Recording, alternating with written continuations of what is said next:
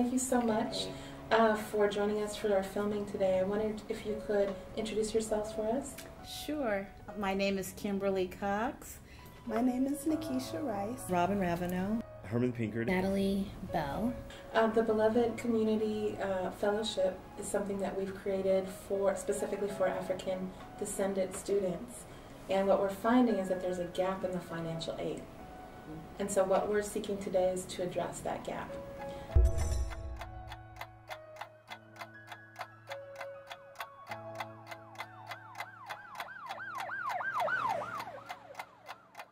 I want to ask a few questions. So if you don't mind sharing a little bit about what some of the obstacles, either financial or otherwise, that you might have experienced in the program? I definitely had some challenges. My cohort had some challenges. I'm grateful for some of the faculty that were here, some of the people in administration that were able to help us through some difficult times that we had. It was hard raising 2 boys on my own, so I had to take a break at some point, and I had over 90 or so units, and it was bothering me that I need to get back in there and complete my goal, at least for myself. So when my youngest son graduated high school, I said, well, this is the opportunity and this is the time. But there's still that financial struggle. I live in San Francisco.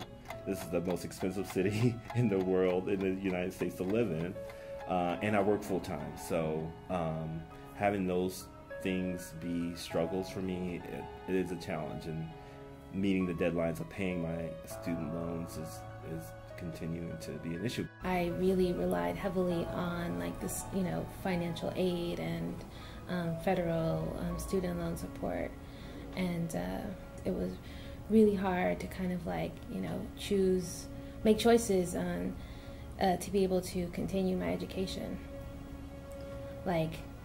Can I afford to pay for this semester? Can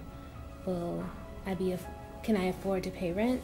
I'm a mother of twins who were in high school when I was in the program, and my son also had some legal problems, so it was a really, really hard time.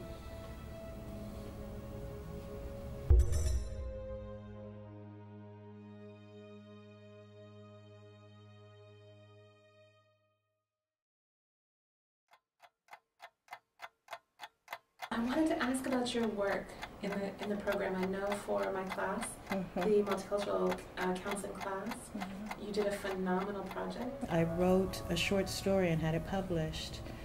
It's called Marie, and Marie is my mother's name. My mother made her transition about 14 years ago now. But many years ago, I heard about this woman, Marie Thompson. She had killed her sharecropper, and they took her to a tree and they strung her up to hang her. And she looked around and she saw a knife in the belt of one of the white men that were trying to kill her, and she grabbed the knife. She cut herself down. And so her name was Marie, my mother's name was Marie. I wanted to honor us as sisters, as black women. And so I wrote this short story about her. I decided to do a genealogy test on Ancestry.com. To express that, I decided to take pictures of the flowers that represented each of the countries that were within me, within my DNA. Well, the results were shocking in that there were a lot of different countries that I'd never realized would be a part of me. And it all made sense when you really think about decolonization and how things came about. My senior project was a media project, and first of all, we spoke about trauma, how it affects the community, how it affects our African American males. I interviewed some teens from the Richmond, California area, where they talk about the police harassment that they go through.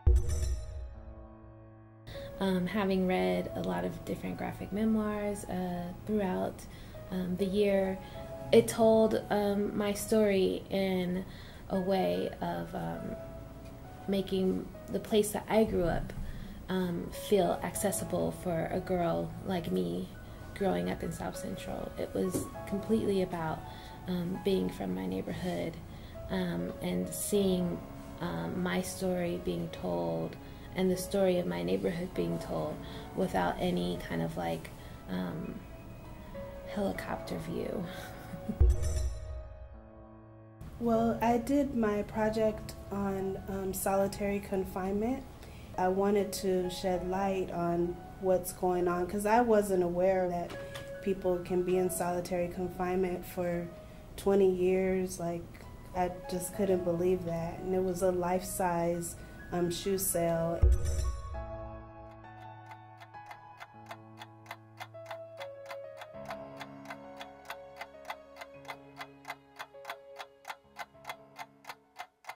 Both of my kids are doing well. They're going to college and they're both working.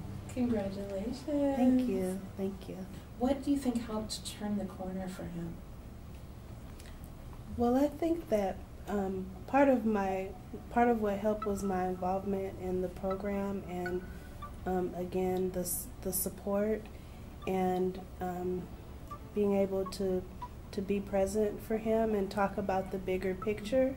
I started with my research, and I asked the children, do they know what this is? Why they experience the things that they experience, especially the trauma in the community, and especially the things that are going on right now. So it's helping me, and it's going to hopefully help the community. And they took her to a tree, and they strung her up to hang her. She cut herself down.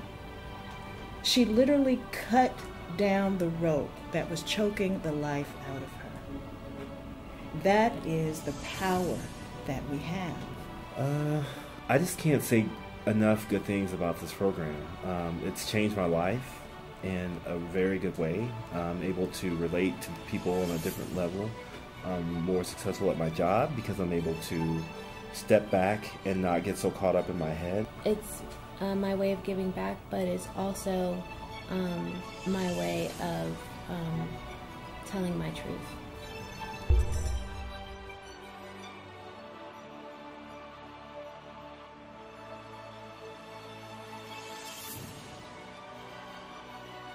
And so with all the challenges that we faced, ultimately,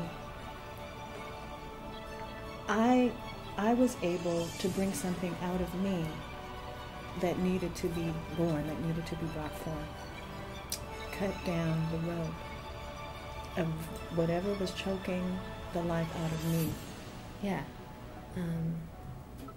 I think the time is now. Cut the rope.